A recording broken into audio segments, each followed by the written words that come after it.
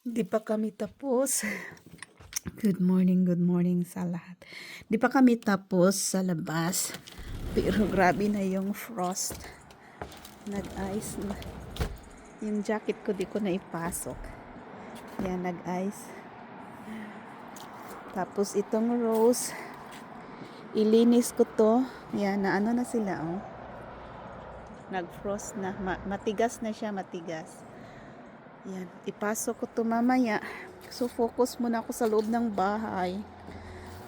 Konti na lang yung yung wood namin doon sa baba. Smoke yung hindi pala makita, no? Nag-frost po yung actually po, pangatlong beses na po tong nag-frost. Pero ito yung pinaka medyo makapal na frost kasi nag-white na po talaga yung yung roof namin ng shed. So yan, kailangan ko pa yan ilipat. So titingnan ko kung ano yung uunahin ko. Ay nako, ang dami ko pa pong gawin talaga mga mami. So at least naputol na po ng asawa ko yung mga grass. Tapos yung table naman, i-ano namin yan, susunogin namin yan mamaya. Doon sa namin, sa fireplace namin doon.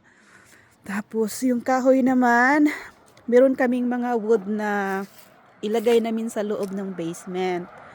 So meron pa kaming konting-kunti doon sa doon. Yan, titingnan ko. Yan, wood yon. So konti na lang, matatapos na lahat. So okay lang yung asawa ko na lang yung kukuha. Tapos yung tarp, kukunin ko na lang muna kasi hindi ko na talaga matapos yung project ko dyan. So kukunin ko yan para yung snow hindi siya ma-drain, hindi siya ma-slide pa baba. So kukunin ko na lang yan para safe. Kasi dami pa naming gawain at dapat namin na i-fix. So ayan, so naglilinis po ako. So itong screen namin dito, kukunin ko to. Talagang nag-ice. Yung window kasi namin kailangan kong ilinis, pero yung sa front side lang yung nalinis ko. Tingnan ninyo na ice yung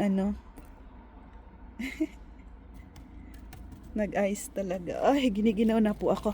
Oh my God, dami kong gawa. And I need help this to finish. Yan. So, good morning sa umaga. Dami ko pang putulin doon na puputulin ko pa yung mga maliliit na kahoy kasi siya pag marami ng snow, mahirapan kaming magtapon ng mga pebbles kasi hindi po kami masyadong gumagamit ng salt kapag mag-freezing rain dahil po mas madali pong nakakasira sa sasakyan. So, yan po ginagamit namin palagi yung pebbles. Kaya kailangan naming putulin para hindi kami mahirapan magtapon doon sa sa down the hill kasi very slippery. Nanginginig na po yung kamay ko. So yan, maraming salamat po sa inyong lahat at saka thank you for watching. Please don't forget to subscribe, like and share. And see you next video. God bless us all. Ay, I feel cold na. Nag-shake na yung hand ko. Bye bye everyone. Thank you.